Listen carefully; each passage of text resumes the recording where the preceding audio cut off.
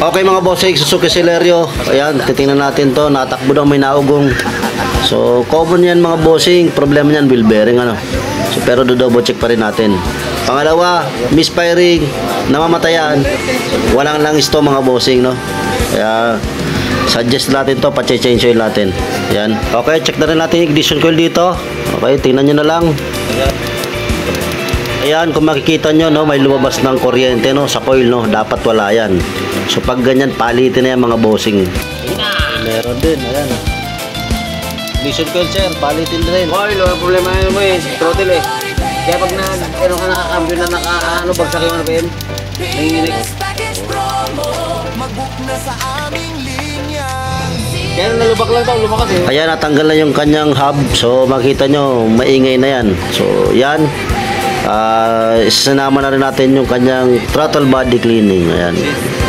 Napakadumi. Okay mga bossing, yun lang.